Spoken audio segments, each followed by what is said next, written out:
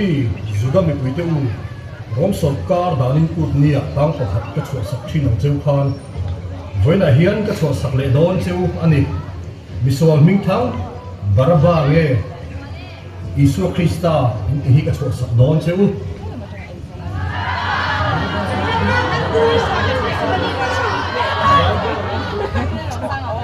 Isu Krista hi hin nge ka ti ta ka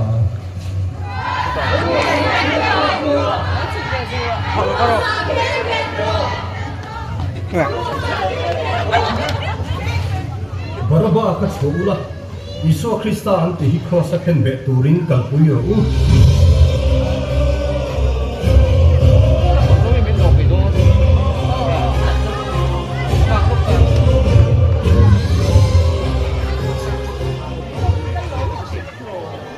Nang juda telal ito si Purole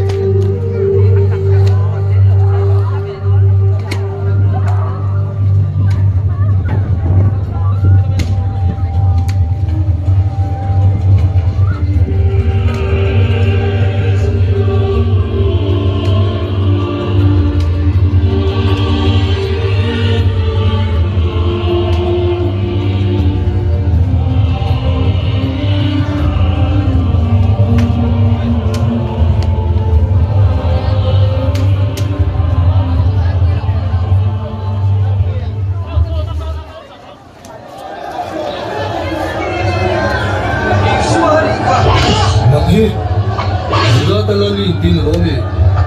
khoi ange ilal gam chu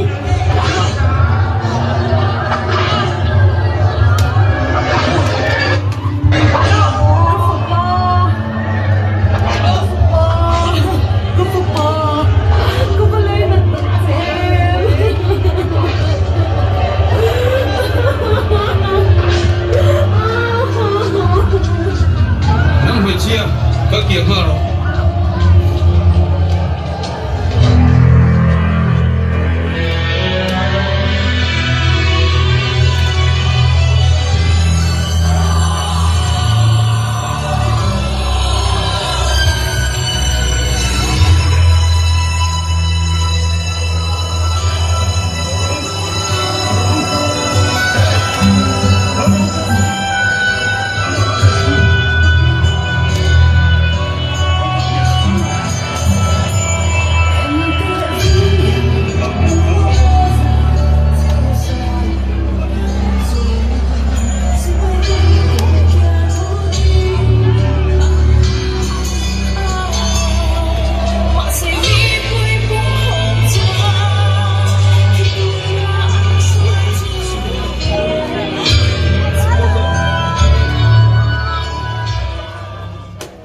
nang himo juda telal rom sarkar penpak tum tu chu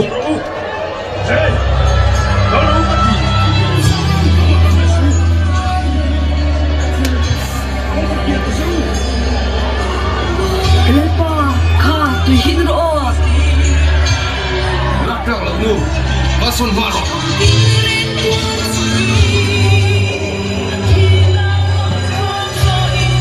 nang kha sa ta hi mo ka te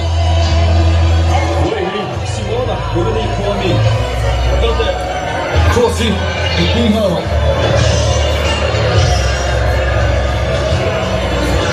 Nêu có, tôi kiếm đâu, hôm nay xuống.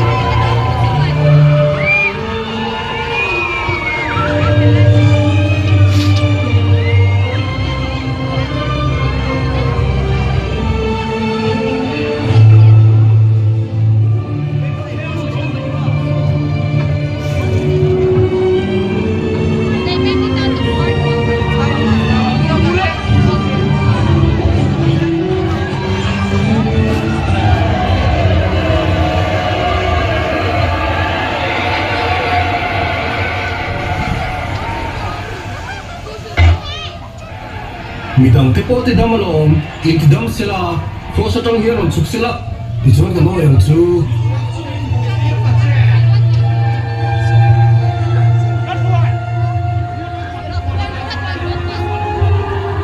Kapa,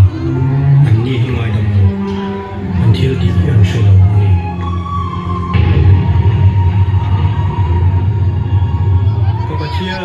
Kapatian, ingame kansang. Kapa ikuta katharau kakol dire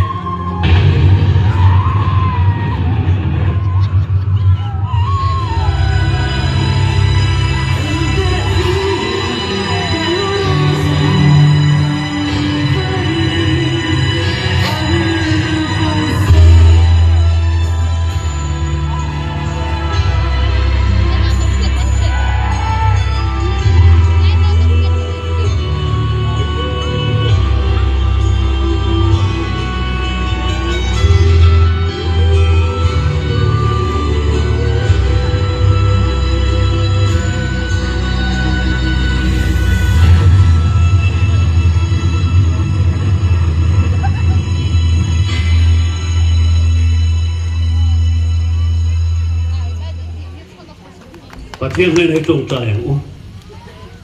lalpa voina lali suwa Krista hi na kanta na ator na drama kan san min san voina lo thu kan thila se at sang tu te le athir tu te no la in puang spok la lali suwa Krista tor na trom puya lali suwa Krista du da na kan nun spo na man ro ni nge theinan kan zava ya tan mal min som sakam se lali suwa Krista mingin kan bile amen le kong kui kan dana